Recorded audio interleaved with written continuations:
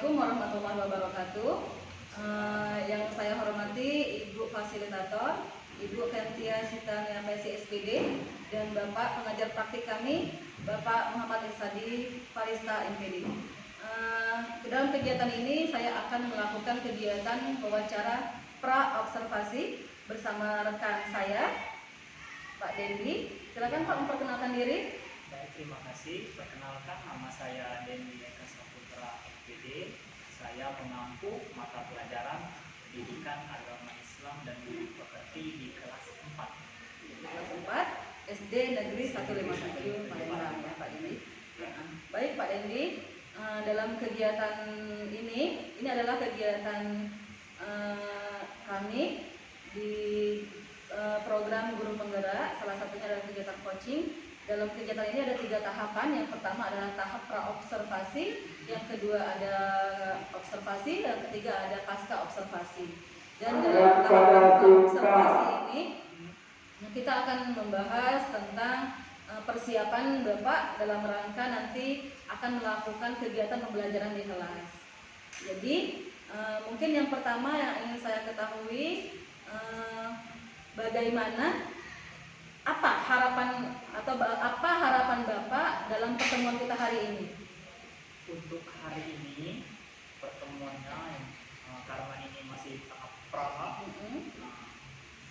kami mengharapkan sebagai guru yang notabene belum mengikuti CGP, jadi kami berharap bisa diarahkan ataupun menyamakan persepsi bagaimana proses pembelajaran yang lebih baik seperti itu yang selama ini kami jalankan. Baik, iya Pak. Jadi ada harapan ya Bapak ya dari kegiatan kita hari ini bahwa memang kita di sini sama-sama belajar, jadi untuk bisa saling bertukar pikiran, untuk sharing informasi dan saling berbagi tentang praktik-praktik baik yang memang kita lakukan bersama-sama.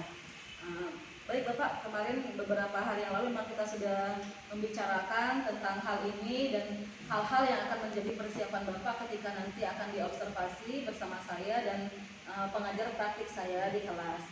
Kemudian kira-kira Bapak besok ketika kegiatan observasi itu, materi apa yang akan Bapak sampaikan kepada anak-anak?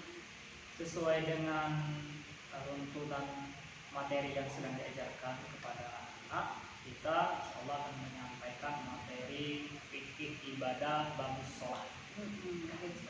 Ya, jadi materi fikih ibadah bagus sholat. Kayaknya sangat menarik ya Bapak ya materinya untuk anak-anak ya. Mungkin anak-anak akan memang termotivasi untuk mengikuti kegiatan pembelajaran tersebut ya Pak.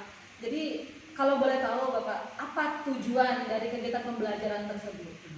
Sesuai dengan KD yang diamanatkan kurikulum, ada 2 garis besar tujuan pembelajaran kita. Yang pertama dalam bab sholat itu adalah peserta didik mampu menghafalkan secara baik dan benar tentang bacaan sholat. Kemudian yang kedua, peserta didik mampu mempraktikkan secara benar setiap rukun dan gerakan sholat itu sendiri. Menjadi fokus utama kita. Oke, jadi saya ulang lagi Bapak, tujuan dari pembelajaran Bapak yang akan Bapak sampaikan tadi adalah memang peserta didik mampu menyampaikan bacaan-bacaan sholat, melafalkannya, kemudian peserta didik juga mampu mempraktikkan gerakan-gerakan yang terdapat pada rukun sholat ya Bapak ya. Baik Bapak, memang menarik Bapak ya kegiatan tersebut bagi anak-anak. Mungkin mereka akan mulai mempersiapkan diri, termotivasi untuk bisa melakukan hal-hal yang memang kita ajarkan sama anak-anak di kelas ya Pak ya.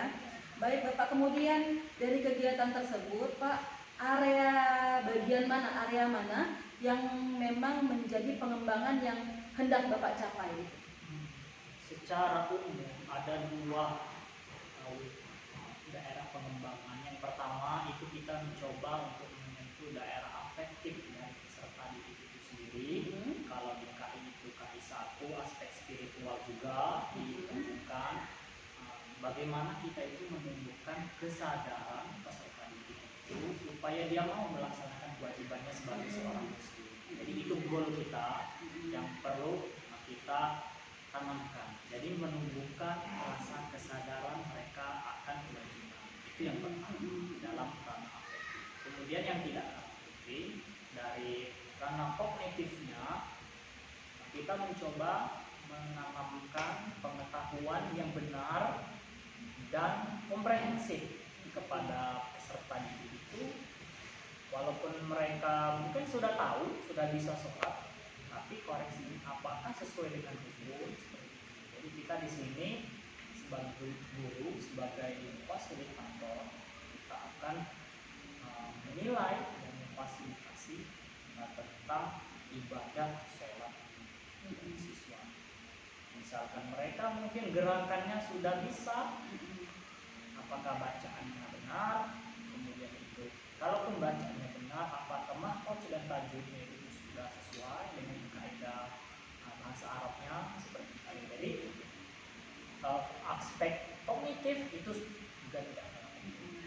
Jadi di dalam kegiatan pembelajaran nanti akan ada beberapa hal yang menjadi pengembangan, fokus pengembangan ya Pak ya, khususnya pada bagian afektif sama kognitif peserta didik itu sendiri, sehingga memang ada tujuan-tujuan yang memang harus dicapai, sehingga memang siswa diharapkan bisa melakukan hal-hal tersebut dengan baik. Benar ya. Baik.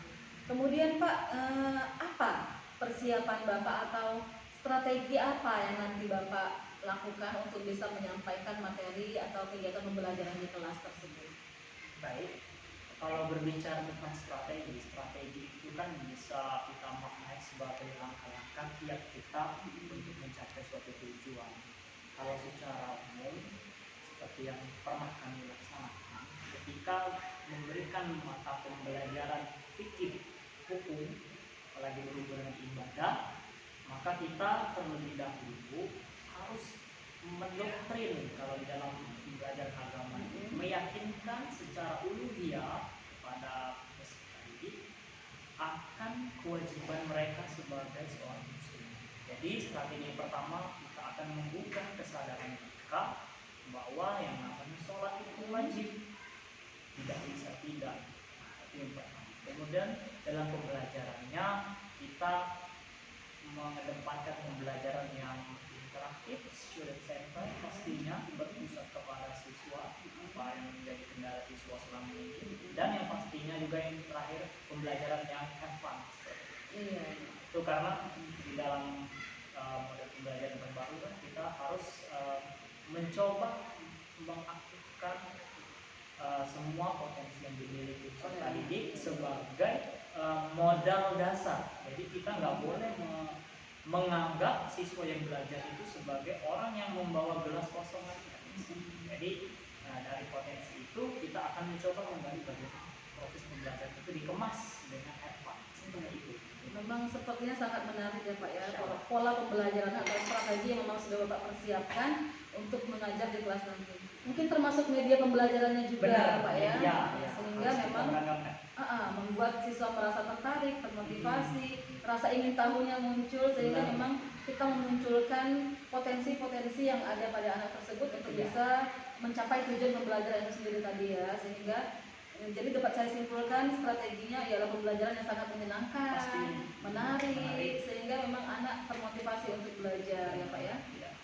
Baik Bapak, untuk kegiatan praobservasi ini mungkin saya cukupkan sampai di sini dulu. Nanti akan kita bahas lagi lebih lanjut ketika kita sudah melakukan observasi dan kemudian ada kegiatan pada pasca observasi.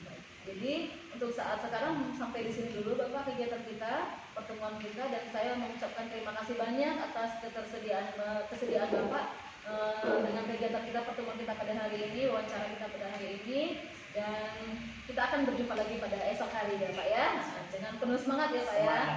Baik Bapak, terima kasih Pak ya. Assalamualaikum warahmatullahi wabarakatuh.